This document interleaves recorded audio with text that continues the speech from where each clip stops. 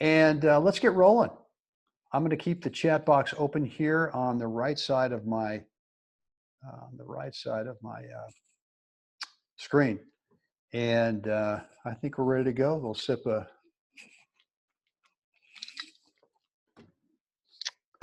and so here we go. Look, guys, thanks for joining me today. And what I've got for you is we're going to do a short presentation. I'm going to try to keep this to 30 minutes or less. And I'm going to talk about 5 things to help you become quicker on the tennis court. And I call them secrets, kind of hypey. I know, maybe not, but they're really kind of really important fundamentals of being quick in the court. And I'm looking at Bob, this message here, a buddy of mine, Wesley Cash. I know Wesley very well. Brutally honest with me, he said, Bobby, you have to lose 2 pounds if you're going to compete. Yeah, so we'll get into that. So hang tough on that. So the first one of these secrets is mindset. And too often what I see in players is there is that thing where you hit a good shot and you don't recognize what your shot is actually about to do over there to your opponent. And so you hit it, you kind of freeze, and you just look over there and just kind of wait to see what they're going to do. And so for example, and we'll get into the next one, into secret number 2, but lots of times, you hit a shot where you stretch an opponent out wide. And even if you don't look at that as an opportunity to move in and really start to geometrically kind of shut down the court for that opponent's next shot, where you might come, in and let's say play a transitional volley, you've got to start being more aware out there of what you've just done. And so I see a lot of players where they hit a good shot, and whether it's singles or doubles, and wherever they are on the court, is they just kind of wait to see what happens next.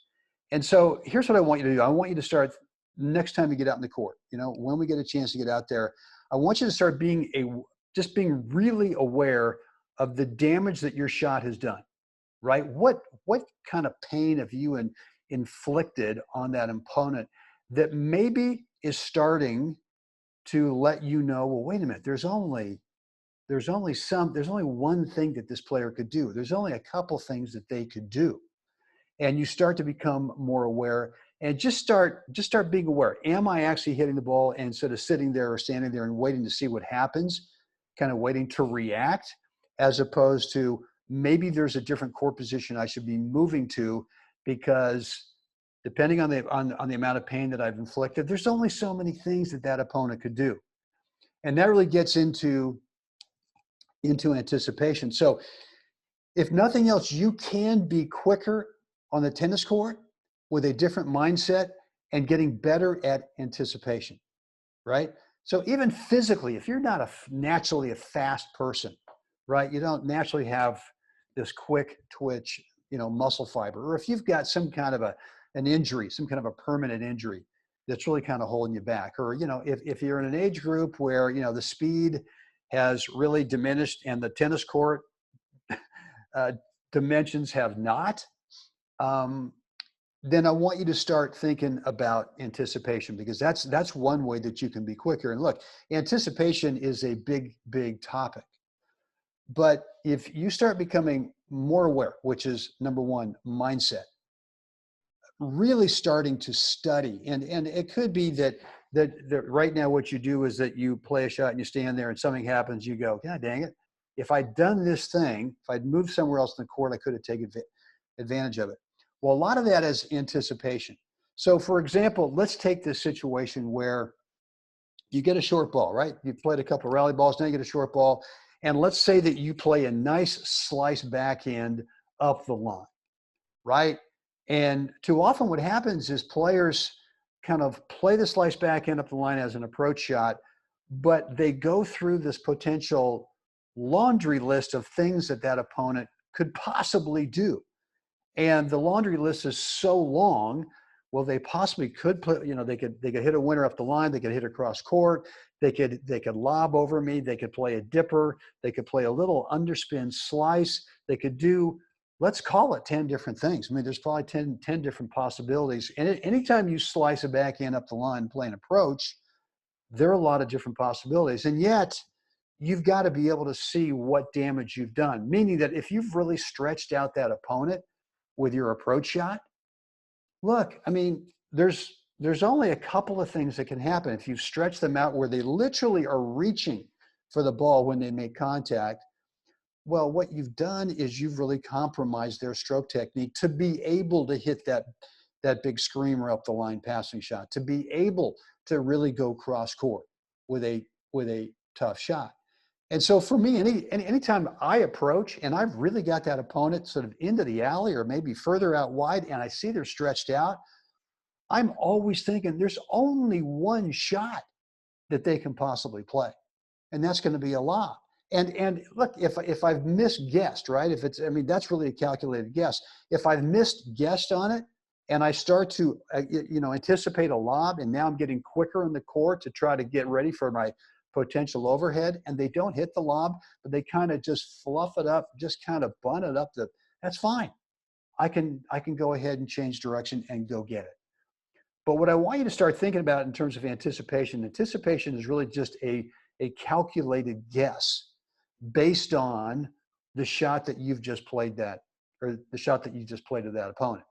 And what it really means is, number one, have you compromised stroke technique? And typically, if you play a tough ball, and I teach this a lot. Jeff Jackledge and I teach this a lot. Play a heavy rally ball right up the middle, and if they back up, and you can see that they're really not creating spacing, right? They're not getting to the side of the ball with a forehand or backhand. They're backing up, and they're giving you court position. They're taking away their good court position, giving it to you. I always move in anticipation that I'll probably be playing a drop shot because I've backed them up.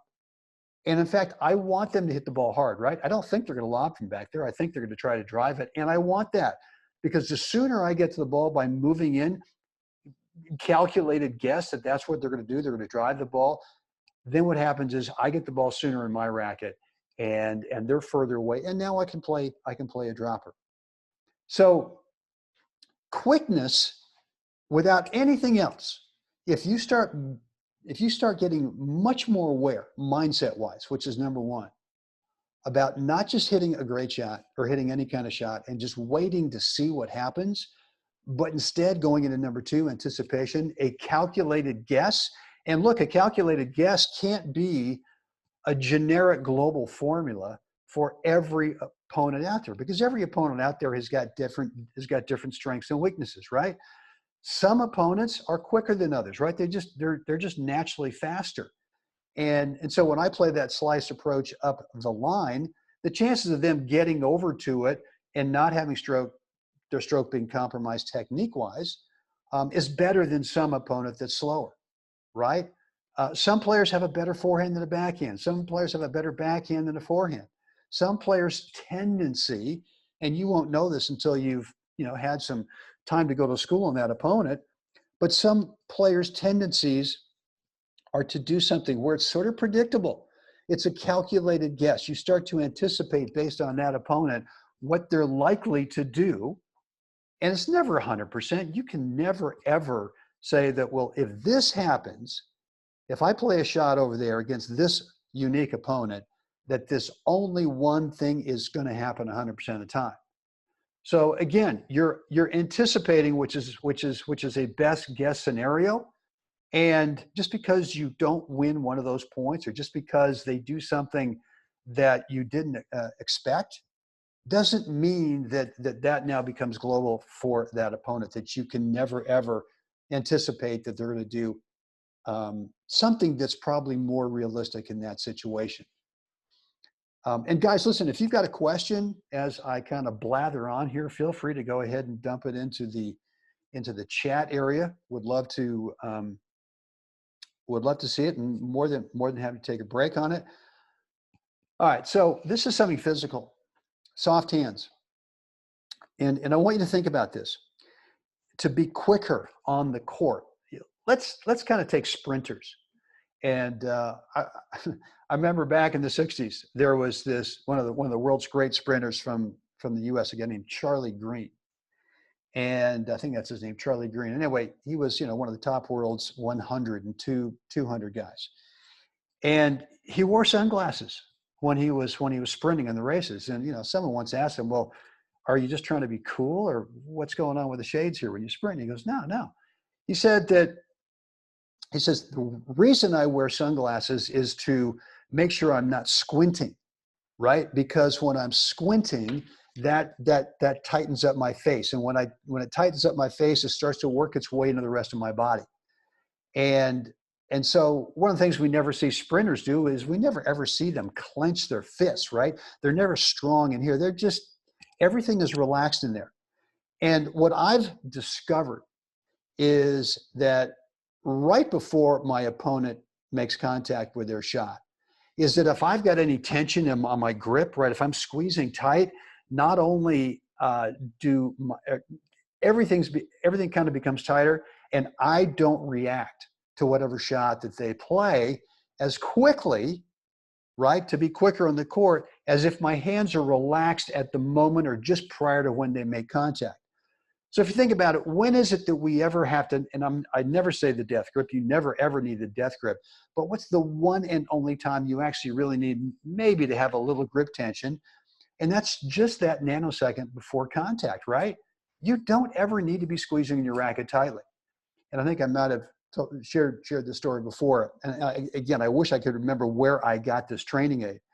I think it was from a golf website, but it was this little overwrap that you could put on your tennis racket, and the end of it had this kind of like a little metal piece on it, and this thing measured grip tension. And if you were too strong, or if there was too much grip tension, it would make this audible beep. And so I had this was decades ago, and I had 4 guys out in the court. And it was just this first day I'd ever kind of experimented with it, because we've been working a lot on trying to have soft hands except for the moment of contact. And so we got the 3 guys out there, and sure enough, just prior to contact, you could hear this little thing beep and go off, and then at contact it would too. There was just kind of that concussive thing, that concussion right there at contact, that would actually make the thing go off. And so each guy would try it individually, and I was standing at the net post, and then finally the 4th guy. And I remember this so well, good friend of mine, David, a great guy, but a little tense. And so I put it on his racket, and literally within 2 steps of him, holding the racket and walking back to the baseline, the thing started to just explode with this beep, beep, beep, beep. And I said, David, dude, come on, man, you got to relax. So my point here is that I want to make sure that you're not squeezing the racket too tightly, especially right when that player is about to make contact with the shot that you just played, because you're going to be slower. I don't care how fast you are as a human being. The more grip tension, the more tension you bring to your body, the slower that you react and the less quick that you are. The 4th thing here is training for visually tracking the ball. And this gets into one of the biggest challenge that we have in tennis, which is we have to move. We have to, sometimes it's a couple of steps to get into the hitting position for that next shot. Sometimes we kind of shuffle. Sometimes we, lightly, sometimes we sprint, right? And so we have to be able to move. And at the same time, we also have to visually track a moving ball coming to us. And so golfers don't have this problem, right? Because the golf ball is sitting there. The golf ball is not moving.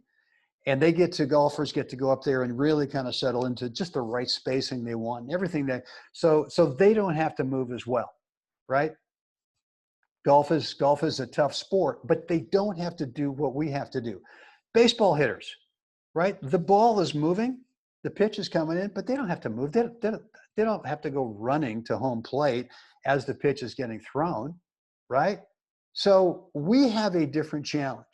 And And if you want to be quicker on the court, which means that the better quickness you have, that means that you align yourself spatially right to the path of that incoming ball, because you don't want to be too tight on the ball, right? You don't want to crowd it, because then you're compromising your own stroke technique.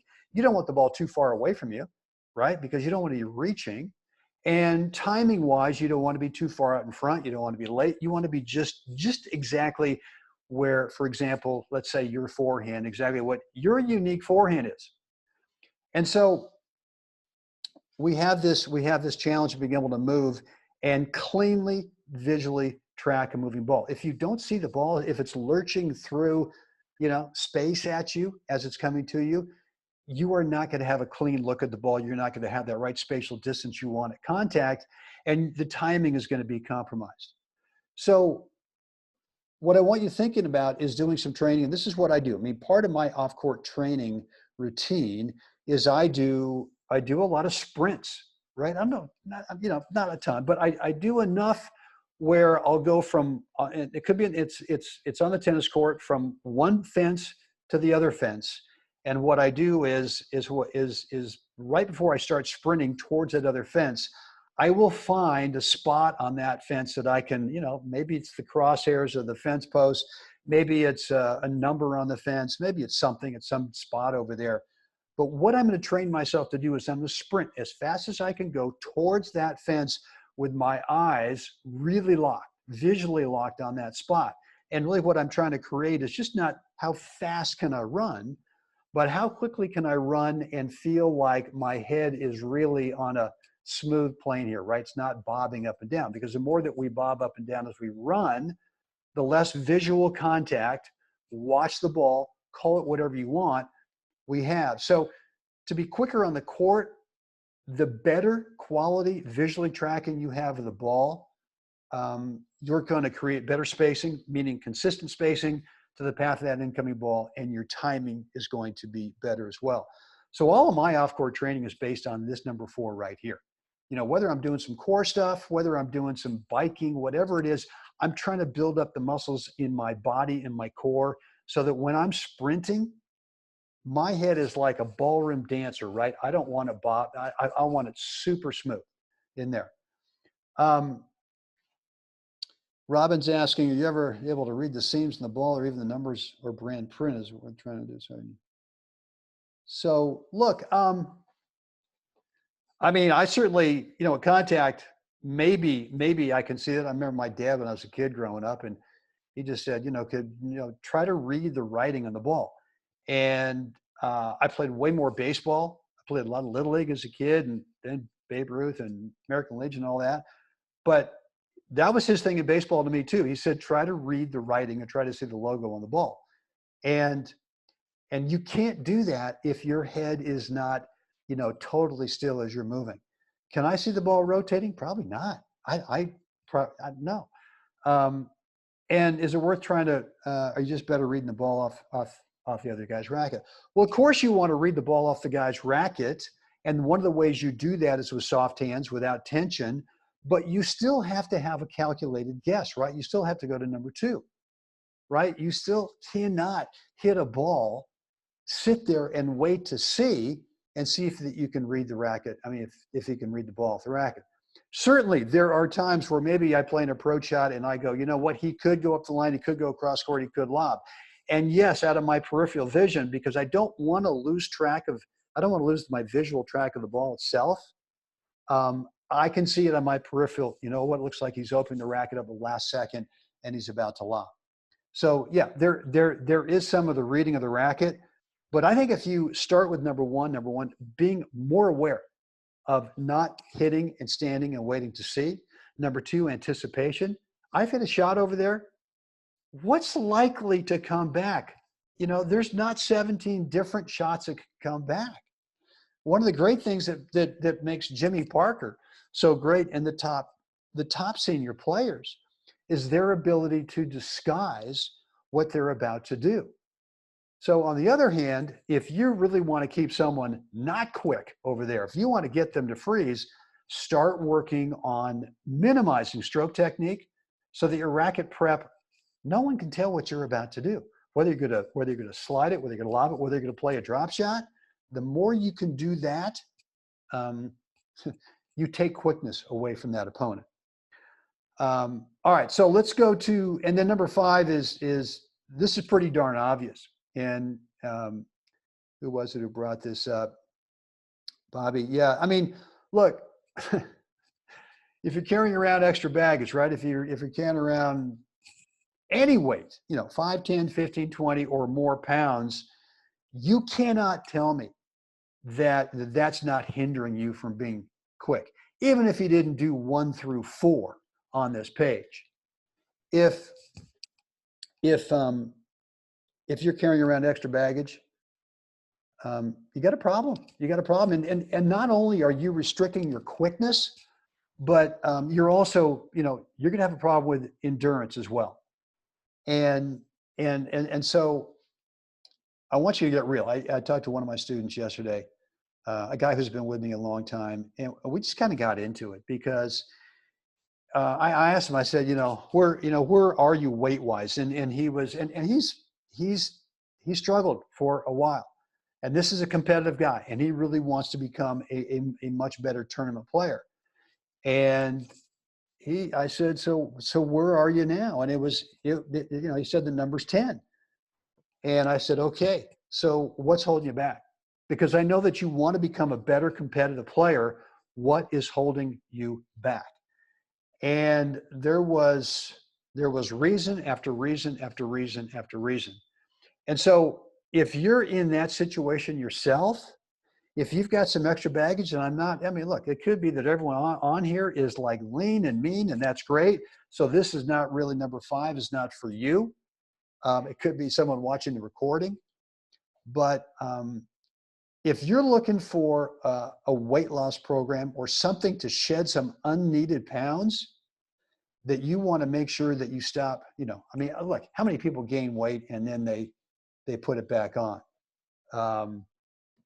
It's really a yo-yo thing. So, for us, look, I don't want to spend my time here going through what we do in the kitchen and what we've sort of transformed our lifestyle into in terms of fitness. It's really it's a couple different areas. Number one, it's what we do in the kitchen, right? What do we eat? And look, I'm not going to spend my time doing it, but we're pretty lean and mean, right? On what we eat. We get a lot of exercise. And then I just feel like I need some help, right? My little nutritional helpers. I need some supplements. So I've been a supplement guy. I've been a vitamin guy for a long time. And we have recently found a company that we love that really sort of aligns with our values in terms of plant-based stuff. We're not 100% plant-based stuff. We're pretty darn close, but and I know the term plant-based really kind of freaks a lot of people out. But I just wanted to I want to show you what we're doing, and then if you need to lose some weight, Tony says 5 to 7. I think someone else, Bobby, said here 20. Man, I would really love for you guys to consider an offer I've got for you, because I just really feel that it's going to be tough to do number 1 through 4 in that first page we talked about if you don't take care of number 5. So what we found is with a company called Purium, something called Core for Athletes. It's a program. The retail price they charge is $219. It's 4 products that they produce that, man, I'm telling you, we take all 4, and we've been testing it for a while, and we love this stuff. And so for us, it's more weight management, but there's also a component to being able to get off those pounds if you want to do that and keep them off. And so here's the offer that I can make to you if you're serious about doing this. Number 1 is I can get you a gift card. It's normally $50, but I can get you actually a little bit better deal of $54 off. So you can get the Core 4 Athletes program down to $165. I'm going to give you, if you will try this for 30 days, the moment you sign up, I'm going to give you full 24/7 access to my all lessons package, which is $497 right now to join. But I will give this to you at no charge if you try this. I'm so convinced, And I want to incentivize you so much because I know if you can drop the weight, at least start the process to build some habits that will eventually become a lifestyle so that you can be quicker on the court. And the All Lessons package, right, it's got well over 15 instructional courses, whether it's technique, strategy, and some other things in there as well. And then also give you a 30-minute private one-on-one coaching call with me, where typically what we do is we talk about any one or more of the 4 areas of your game, right? It could be technique, it could be tactics, it could be mental, it could be physical, right? And so I will give you a 30-minute call. And the whole value on this thing is look, it's $701. And so if you're interested in doing this, if you're really interested in getting quicker on the court, then I'm going to encourage you to, what am I going to encourage you to do? To go to this website right here. Sorry. Go to tennisworks, that's WOORX.com/C, the number 4, and then A. And yeah, man, all in for fitness. Love that. Love that. Let me go ahead and type it back into the, that's not what I was hoping to do. Hold on, let me go find this up here. Anyway, you may have to copy and paste this. My apologies for that. Yeah, it's right here. Here we go. But if you want to take advantage of this, and look, if you want to also get on a call just to kind of ask me some more questions about what's in this program, we can do that.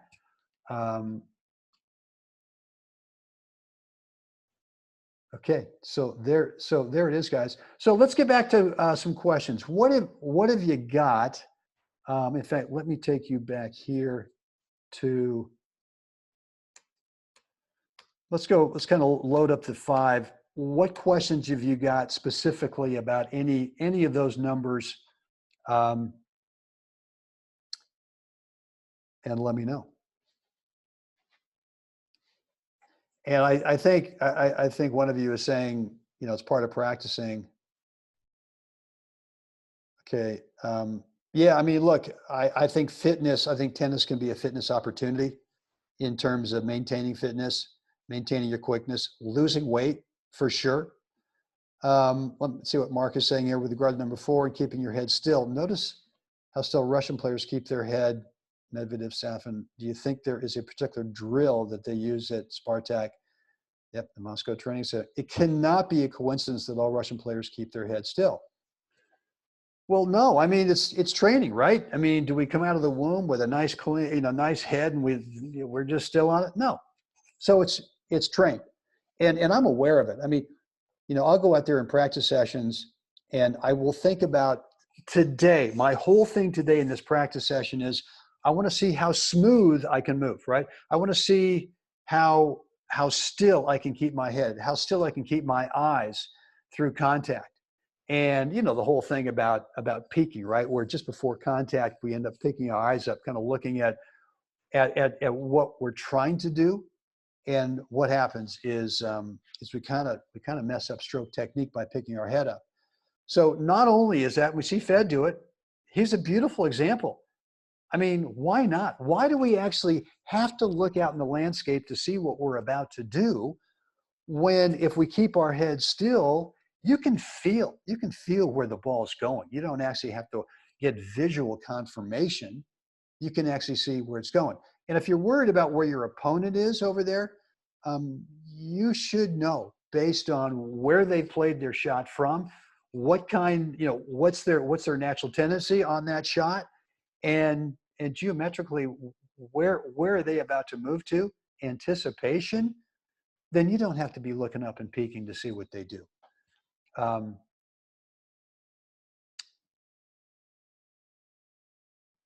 Okay, let's see. With Tony, need to get back after the lob so often I freeze and watch it go. Mindset to go for it. Yeah, so listen, think about this for a sec, Tony, on that, is that even if you anticipate a lob going up over you, especially in doubles, and this gets back into number 4, training for visually tracking the ball.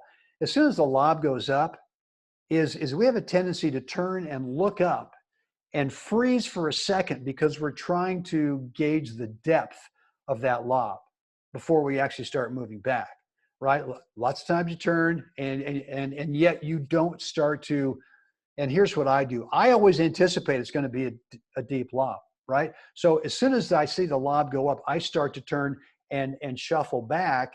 And that's when it might take a nanosecond to get a real clear line on, well, what's the depth of this lob going to be? Well, if I'm already starting back and it's going to be a deep lob, well, then I'm not losing ground, that rather than turning and looking and going, oh boy, that's deep.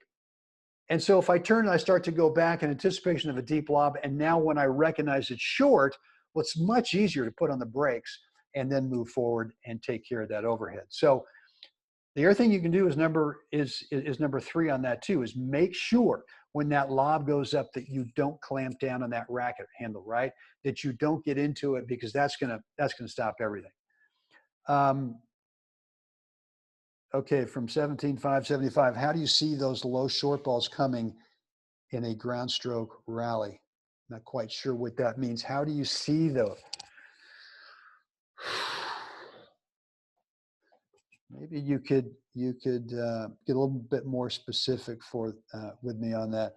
When here we go. When they are low and bounce around the service line or so, I have a tough time seeing that instead of the typical ball coming. Yeah. So I think one of the things I got from, I think it was Margaret Court back in the day. Someone interviewed her because she was returning serve just incredibly well on some match, and they interviewed her and asked her, "Yeah, what's kind of your secret on this?" And she said, "Well, I really focus on seeing the serve bounce, and I watch it bounce up out of the court, right?" And I think too often what happens is maybe what you're describing here is that we start to look for the ball.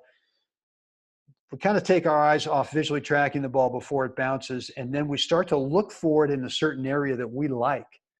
And like, especially on clay or on grass, where the bounces are a little unpredictable at times, is that you've really got to be able to make sure that you're looking down at the bounce itself. And I think a lot of players don't do that. I think a lot of players are looking out into space, hoping the ball sort of ends up in a certain area in front of them after the bounce. So what I would recommend on that is that you start being aware of, are you actually watching the ball bounce up off of the court? It sounds kind of obvious, but I think a lot of us don't do that. Major Dan, I always seem to get caught between watching and waiting, and being late versus being quick to an anticipated spot and seeing the ball go the other way. I feel like I'm always caught between those two extremes. So all I can tell you is that you've just got to do a better job of, it's kind of like counting cards, right? In blackjack or 21. You've got to remember what that player does in that situation.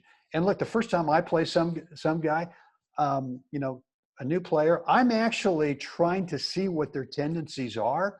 And even if I lose some points along the way, I'm not concerned about it. I'm just trying to see what are their tendencies based on what I give them. And look, I'll go back to what I originally said. There is no guarantee. There's no 100% lockdown guarantee formula that you can come up with in terms of anticipation. There's no way. I mean, there's so many times where I've seen a guy that looks like, for sure, because the last 4 times he went up, he went cross court with a shot. And the next thing you know is my shot over there, where I think the 5th time is going cross court, I actually hit it a little better than I thought, or whatever. The guy's a hair late on it, and he might have intended to go to the 5th time, the same spot, but he gets caught a hair late, and he goes up the line for a totally unintended opportunity. Well, look, I can't then go, oh my God, well, now he can do anything he wants. I've got to be able, and sometimes you can see that, a guy will kind of react over there and just kind of shake his head and go, I got lucky on that one. But you've just got to be more aware, and just start thinking more about, what does that opponent do in that given situation. And I think once you get the book on one player, Now, all of a sudden, you're going to be much, much quicker on the court. And what I think the other thing too is that if you know that this kind of player has these tendencies, well, you're going to run into lots of other players that have similar tendencies, and you're going to know what to do. Okay, let's see. Lippy shots coming up shorter, droppers, no problem. But the same height over the net has been my missing link for anticipation of movement forward specifically.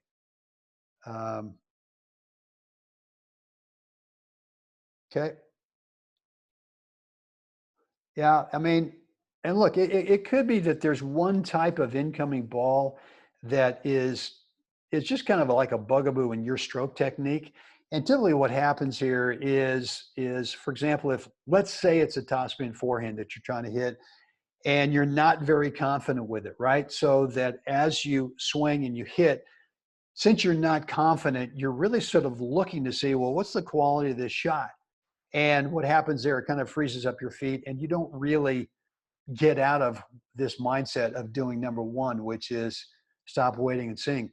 I mean, one of the things for me is one of the approach shots that I've worked on the last few years is if I get a ball that's slightly to my left, right? I'm a right-handed player, and slightly to my left, and it's bouncing about halfway between the baseline and service line, and I'm going to sort of get around it so I don't play a backhand. I'm going to get around it. I don't have to give up maybe a step or two backwards in terms of court position, but I look at that shot as an opportunity to play a high forehand semi-top roller, not heavy, but just semi-top roller. And I can feel it as I'm hitting it, the quality of it. And the quality for me is going to be depth, right? And typically, if I'm playing a right-hander and I'm getting it over to that ad side, the thing that they're always doing, 99% of the guys out there, is they're backing up, right? They're trying to create a little time for themselves. And so that to me is my approach shot opportunity. And so I guess the point that I'm trying to make is that even if you have a shot you're unsure of, try to feel the quality of what you've just done, and know that if you've hit the quality that you want, maybe there's somewhere else that you want to move in the court next to be able to anticipate what that opponent is about to do. Yeah, Bobby, good return tip. Thank you.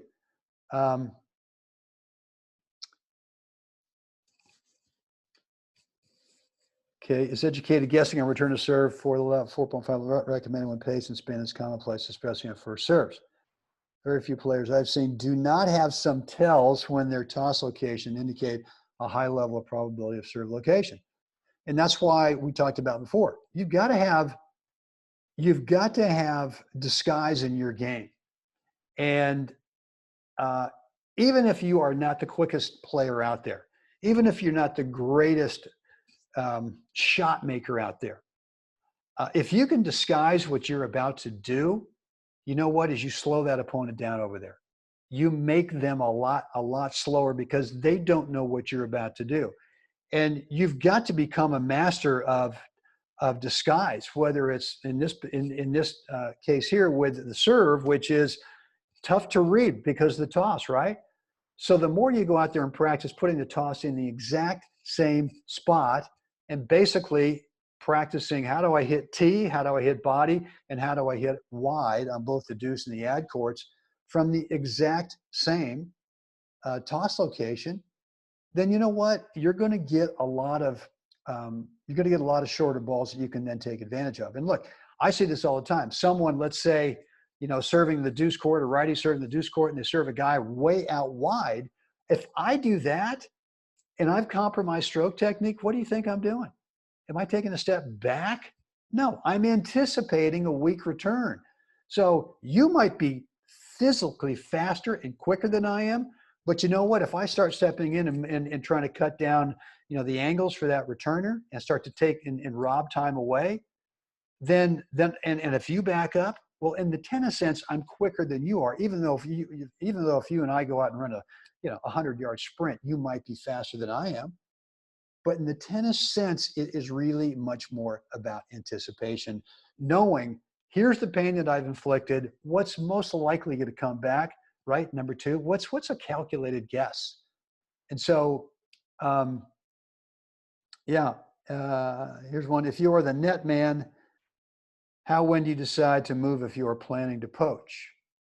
And wow, that's a big one right there, right? Poaching in doubles. And I will tell you again, you know, it's not 100% guarantee on this thing anytime. I mean, you can never ever um, go to some pro and say, hey man, will you tell me, well, what's the right perfect timing of when to go so that my opponent doesn't see me go and I'll always have an easy put away opportunity up there. And you know, there is no, I mean, that's like selling someone, you know, ice to the Eskimos. I don't know. There's just no way that you can, because look, if I'm the returner and you're the mad poacher and you're a great poacher, then you know what? I'm going to get into a guessing game with you. I'm going to guess, I'm thinking on this one, you're going. And I'm going to guess and I'm going to go up the line or I'm going to go up the alley. And you know what? You've timed it perfectly and you've poached and doesn't matter because I've already guessed. I've already guessed that you're going before you actually went, right? Or I'm going to lob over you or I'm going to do something. But here's kind of like a real brief thing about my philosophy on poaching. The first thing that you've got to do on poaching is you've got to establish the fake poach first so that you can go to school on that returner, right? So when I show the fake poach is I'm trying to see what their tendencies are, right? If they buy the fake and I come back and I'm ready and they go up the line, well, thank you very much, right? If I fake out there and I disrupt their visual landscape and maybe cause an unforced error, thank you very much. If I fake and all it does is slow their swing speed down because they don't know really what I'm doing. I've distracted, you know, visually in their landscape and they play a slower shot back to my serving partner or back to my returning partner. Wow. I mean, I'm doing my job. And then once I start to get, and by the way, guys, I see that some of you are starting to raise your hand. You're clicking that button that raises hands. The only way to get to me today is in the chat area by just typing into it. You can either chat in, you can either address it to all panelists or all panelists and attendees. So that's the way to ask your question. But let me get back to the fake poach. So I'm fake poaching not only for those things that I just said, but I'm also trying to see what their tendencies are, right? And kind of depends on where my server has hit the serve. If they've gone T, if they've gone body, if they've gone out wide. And look, I get an opportunity off all three of those locations to throw in a fake poach and start to go to school on that opponent. And then what I love to do is fake again. And now they think, oh, you know, Brent's just faking. So I'll get out there with an early fake, right? I will come back and they go, that's just a fake poach. I'm going cross court. And that's when I go, right when they're about to make contact, then I go out there. Now, look, does that mean that I'm going to get every ball that's hit cross court?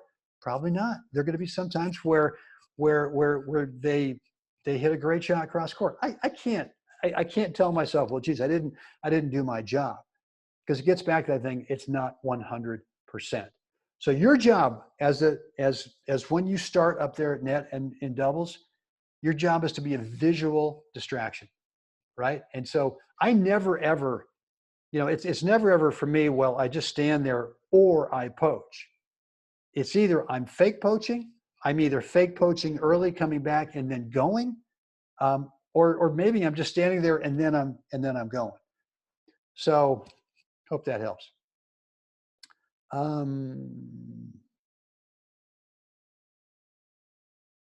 Okay, so from John, when you're not as fast as you used to be and you're getting isolated in doubles and not getting to hit enough balls, what can one do? So you got to get active, right? You have to do what I just said. If you're not, I mean, if you're, let's say, and this happens a lot, where, you know, when you're the better player, and no one's hitting you balls, and yet you're not as quick as you used to be. So what can you do to help your partner? Well, you can do what I just suggested. Is you could become the mad fake poacher, right? And you could really become great at that. And then you could really become great at the early fake poach and come back and then go. right? And like I said, you could have the greatest timing in the poach, but that player out there got a little bit ahead of it, and they played this unbelievable cross-court angle that nobody could get. It's not your fault, and you can't then say, "Well, I better stop, poaching or faking, doing it." You've got to be able to really visually distract, and that, if nothing else, even if the ball never comes to you, that's going to help your partner in terms of them being able to handle shots that aren't hit as cleanly as if you just stand there and go, well, I got to somehow insert myself in the point once in a while, and then you get frustrated with that. Bobby, I had a college coach who had us practice with basketball blinders on, the kind that teaches you how to dribble without looking. My coach's argument was that the most important info we get is the angle of the ball off the opponent's racket. In a way, it did teach us to move quickly. It flies in the face of watching at the point of contact, but it was amazing how well we could hit not looking at the bounce. Don't necessarily recommend this. There's got to be a million different ways, million and one different ways to be able to do some training on this. But if you start to really embrace these 5 things here: mindset, anticipation, soft hands, training, how to visually track a moving ball better. And look, even if you're standing there, if where you're not moving in doubles, for example, if you're clenching, like if you're number 3, if you're just standing there clenching, your ability to visually track a ball, and the heavy breathing is. I brought our dogs back. We've got one dog's kind of large, and I guess he's a little hot. Anyway, so let's go next. Hey, Mark, thank you. I appreciate that. Glad you're enjoying these. John, love it. Theater I can do. Theater I can do. All right. Yeah, good. So, guys, Alan says, do you poach as the ball hits the strings? Sometimes. Kind of depends. I mean, look, think of it like this, too. Let's say that you've got a server that's got a pretty fast serve, and you've got a returner that stands, on top of the baseline, if not inside the baseline. Well, if I wait till they make contact with the ball, there's no way. It's happening so fast, there's no way I could ever get over there, right?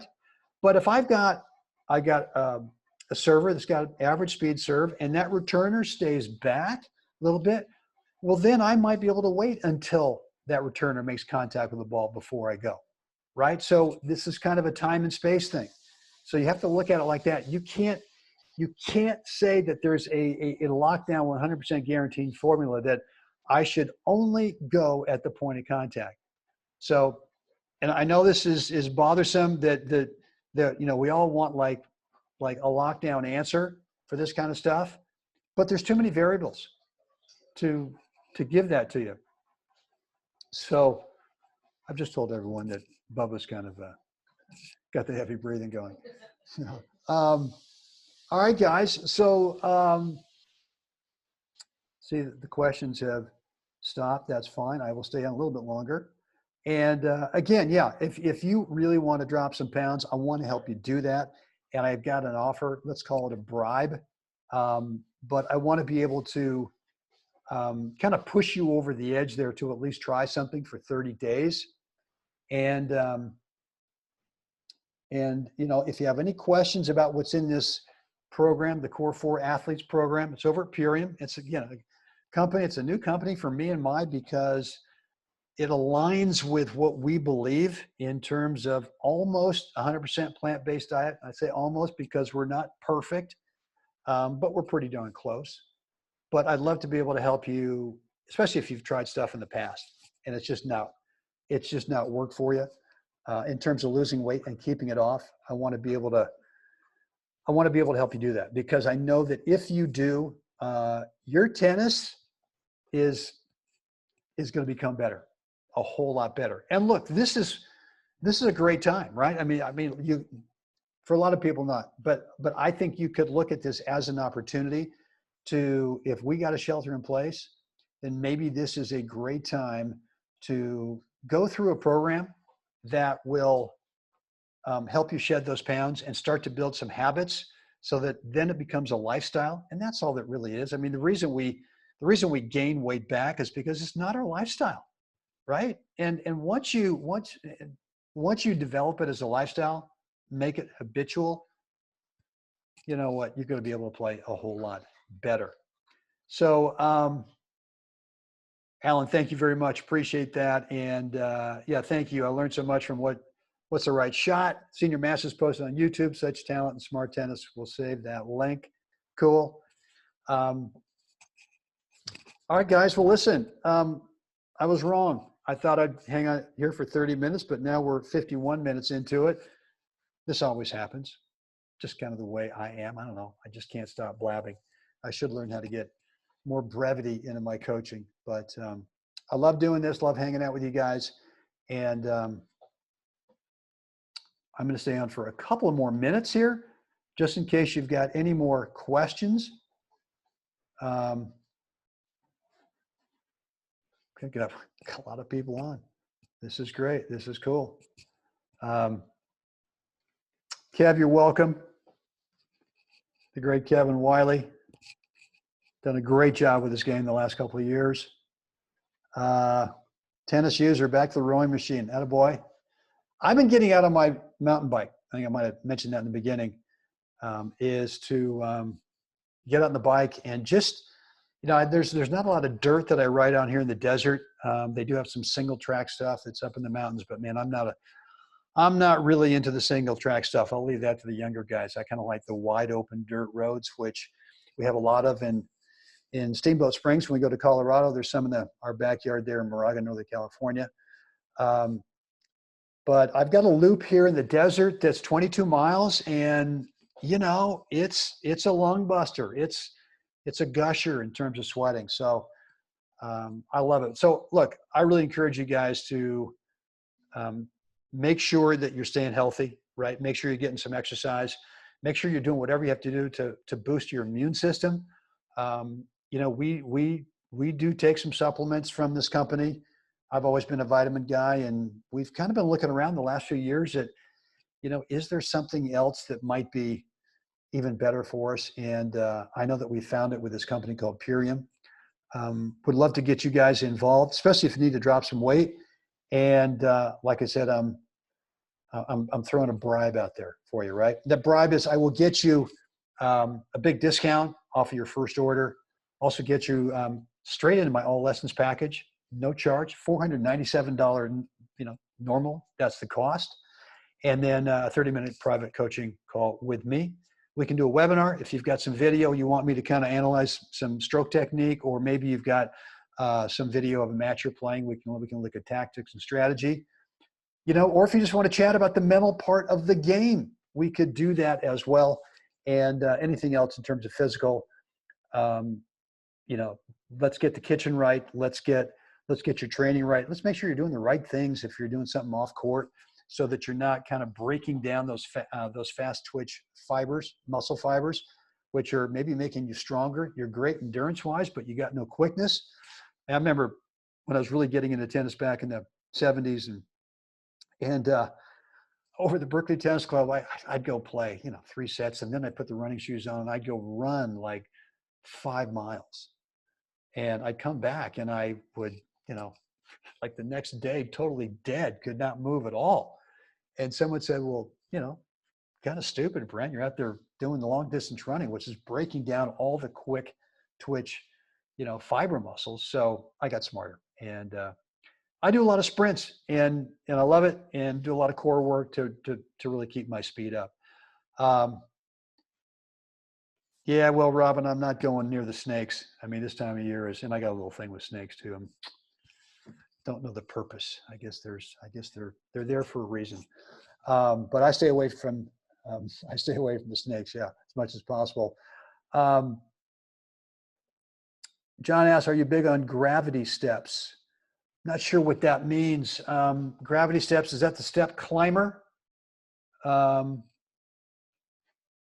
know, I used to do when I stopped doing the long distance running at the Berkeley Tennis Club, I would put on the running shoes, and right behind the BTC is the Claremont Hotel, and there's a path that goes up to Alvarado Road which is ironically where I was where I was raised, 34 Alvarado Road. We were up there for 25 years. Unbelievable, neighborhood. But there's a pathway that goes up there, and there's a series of steps, right? So I put the running shoes on, run up to the stairs, and then kind of twinkle toe back down. I didn't want to be pounding back down, and